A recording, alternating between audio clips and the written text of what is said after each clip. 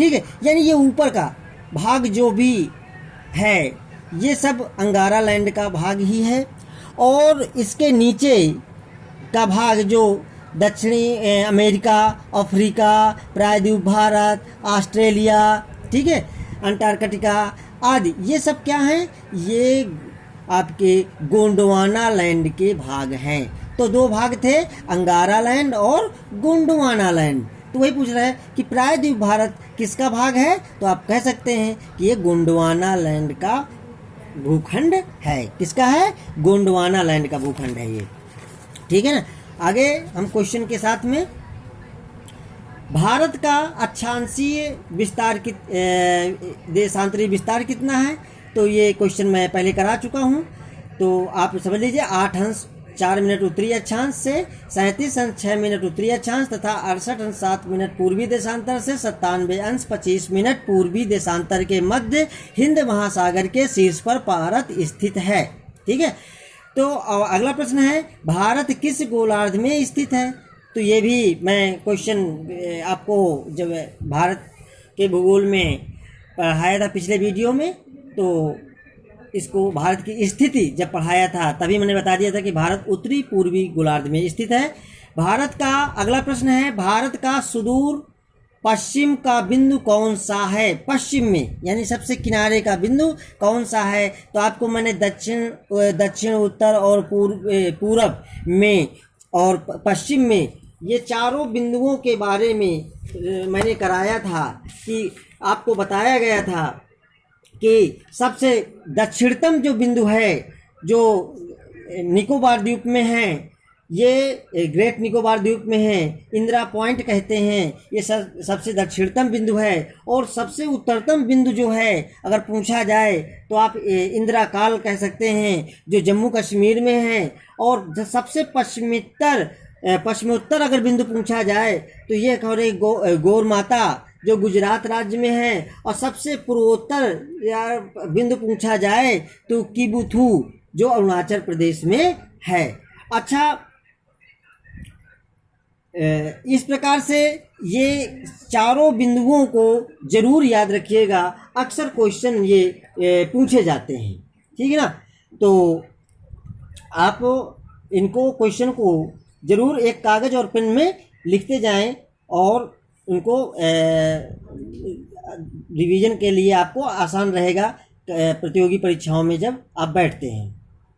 ठीक है, अगला प्रश्न है, आदम का पुल किन देशों के मध्य स्थित है। आदम का पुल किन देशों के मध्य स्थित है। भारत और श्रीलंका के बीच में आदम का पुल स्थित है। ठीक है, एक क्वेश्चन और आता है बहुत महत्वपूर्ण, बहुत अक्सर प्रश्न पूछा जाता है ये कि डंकन पास किसके बीच स्थित है। डंकन पास ये दक्षिणी अंडमान और छोटा अंडमान, दक्षिणी अंडमान और छोटा अंडमान के मध्य में डंकन पास स्थित है।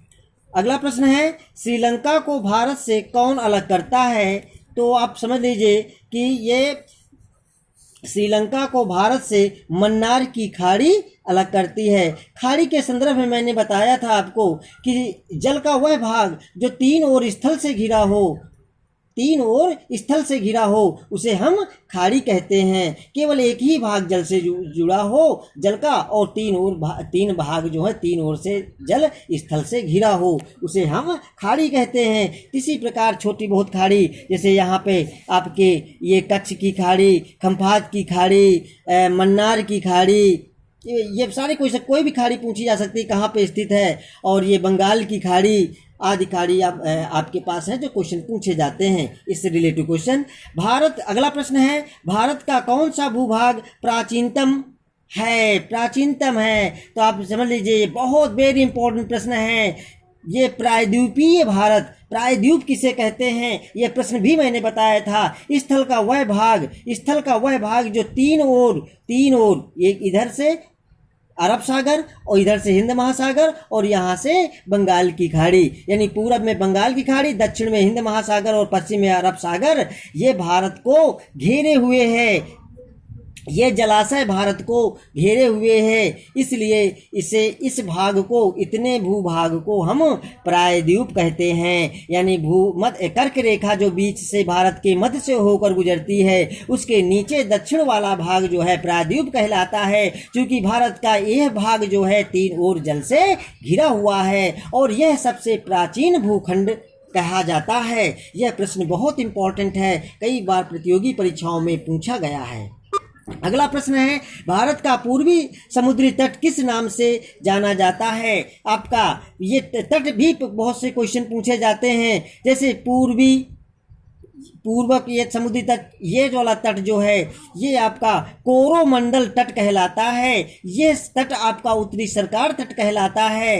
ये उत्तरी सरकार तट, ये कोरोमंडल तट आपका है और ये आपका मालाबार तट है और ये आप कोंकण तट कहलाता है।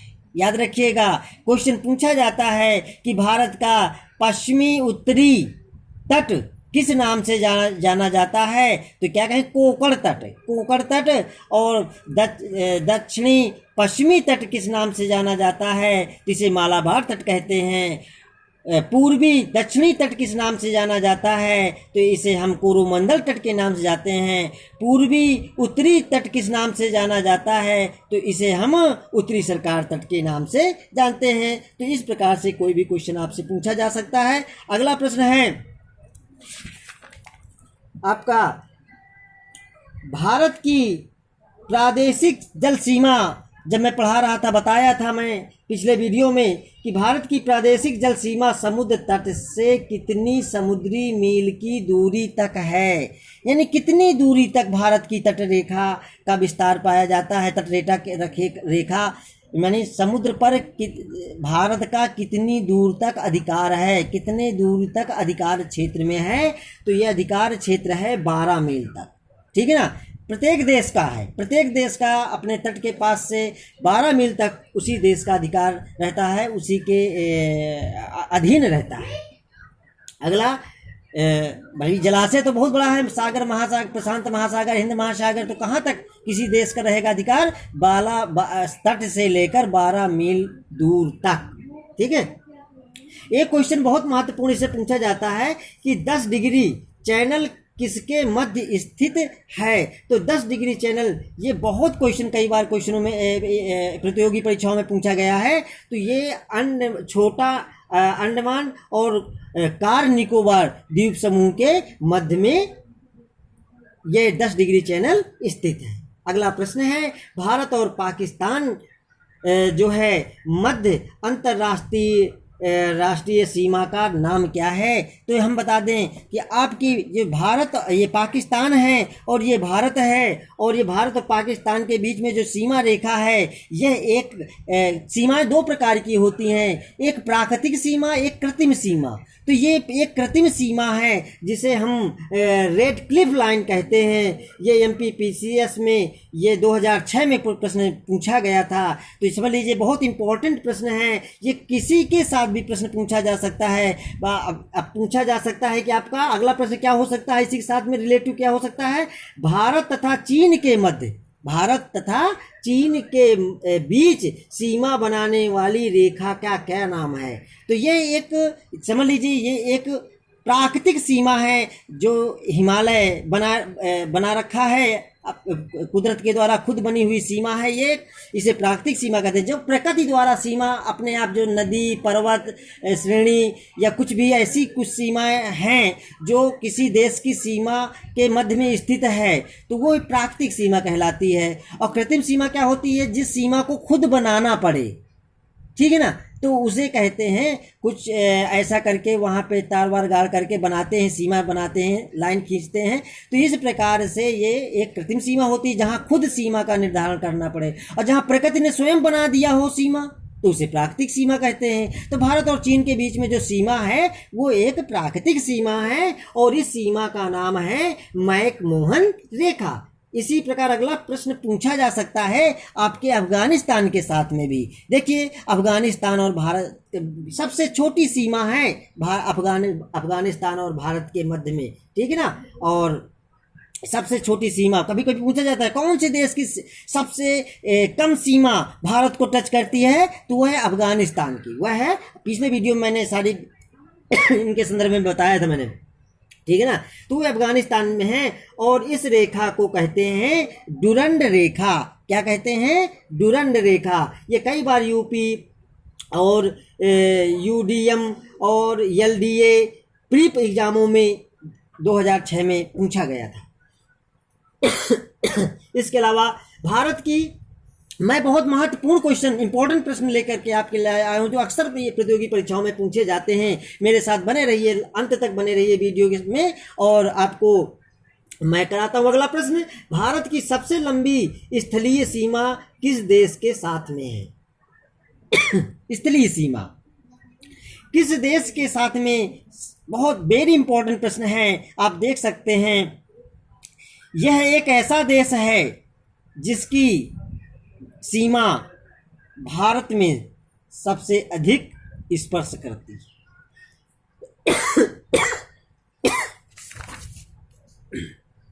स्पर्श करती है, इस यानी इसका उत्तर मिल गया होगा आपको, बांग्लादेश।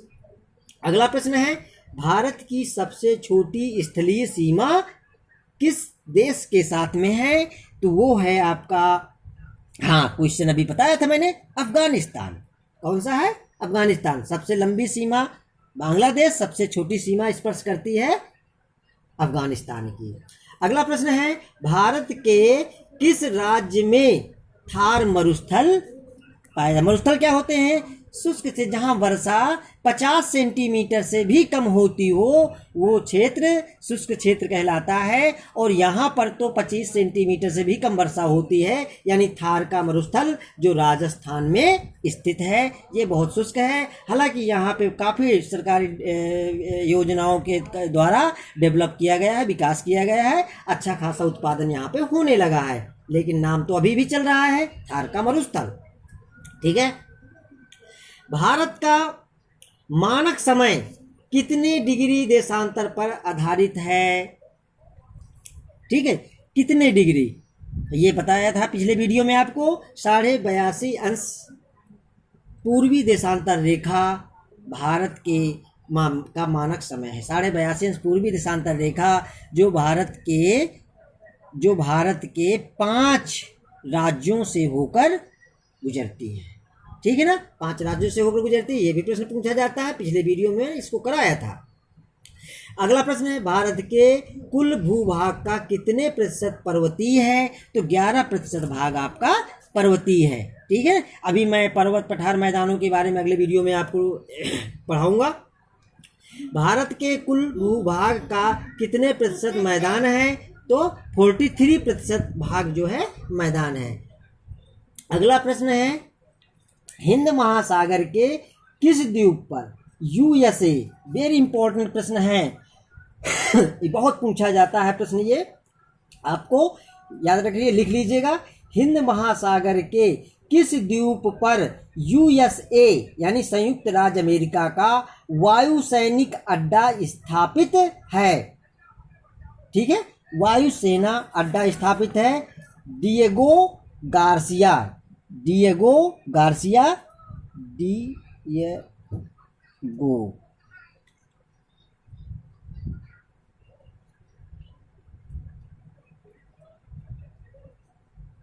याद रखिएगा, यहाँ पे यूएसए का सैनिक अड्डा है इस द्वीप में, ठीक है।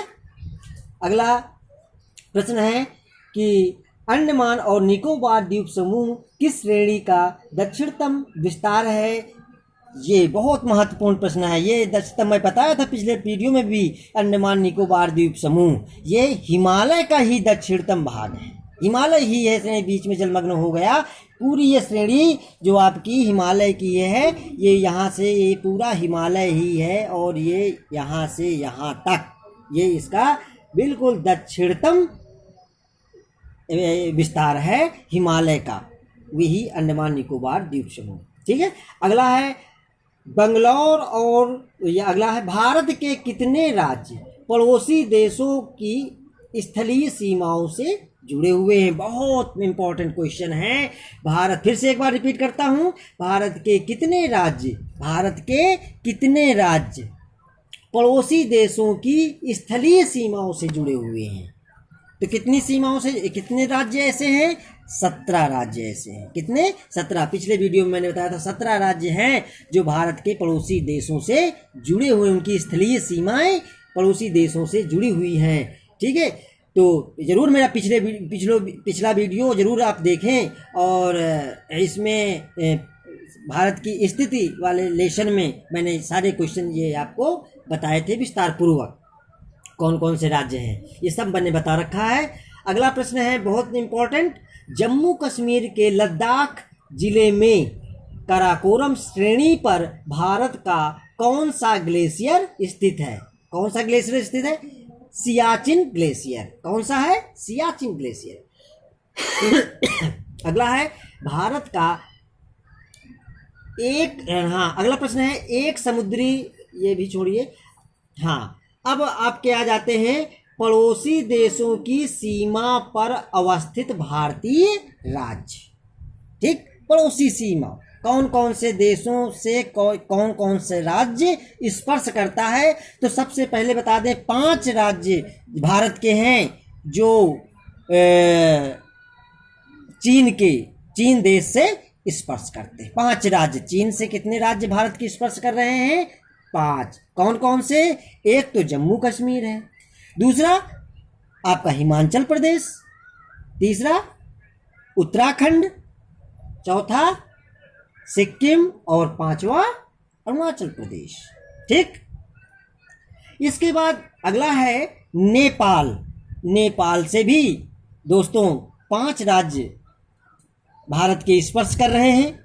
कौन कौन से? उत्तर प्रदेश, उत्तराखंड, बिहार, पश्चिम बंगाल और सिक्किम। ठीक, नेक्स्ट देश कौन सा है आपका जिसके 5 राज्य स्पर्श कर रहे हैं? कौन सा है वो? बांग्लादेश। बांग्लादेश में भी दोस्तों 5 राज्य भारत की स्पर्श कर रहे हैं। सबसे लंबी तट सीमा रेखा भी इसी की सबसे लंबी है, और 5 राज्य भी इसमें स्पर्श। कौन कौन से हैं? ये क्वेश्चन बहुत पूछे जाते हैं, आपसे बता दें। ठीक है ना, बहुत पूछे जाते हैं, इनको रट लीजिएगा बिल्कुल। बांग्लादेश से कौन कौन से, यानी राज्यों के नाम जरूर याद रहे, संख्या पर नहीं, राज्यों के नाम, संख्या नहीं पूछे जाते हैं, राज्य नाम पूछे जाते हैं। ठीक है ना, तो पश्चिमी बंगाल, असम, मेघालय, त्रिपुरा और मिजोरम। नेक्स्ट है पाकिस्तान, आपका साइड में है पाकिस्तान। पाकिस्तान से कौन कौन से भारत के राज्य जुड़ते हैं? केवल 4 राज्य। ठीक है, याद रखिएगा। गुजरात, कौन सा? गुजरात, राजस्थान, पंजाब और जम्मू कश्मीर। इसी प्रकार म्यांमार आपका पड़ोसी राज्य है। म्यांमार, जो प्राचीन नाम बर्मा था इसका, ये है। ये 4 राज्य इससे भी जुड़ते हैं। कौन कौन से? एक है अरुणाचल प्रदेश, दूसरा है नागालैंड, तीसरा है मणिपुर, चौथा है मिजोरम। 4 राज्य दोस्तों म्यांमार के साथ में भी सीमाएं स्पर्श करती हैं। और अगला देश हमारा बहुत प्यारा सा देश है भूटान। 4 राज्य इसके भी स्पर्श करते हैं।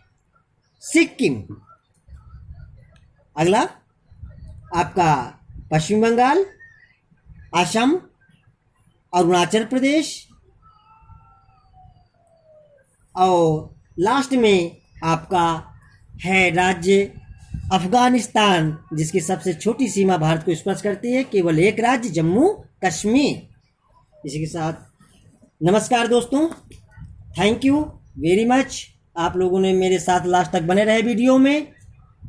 नेक्स्ट वीडियो में फिर आपसे मिलेंगे, तब तक के लिए अलविदा।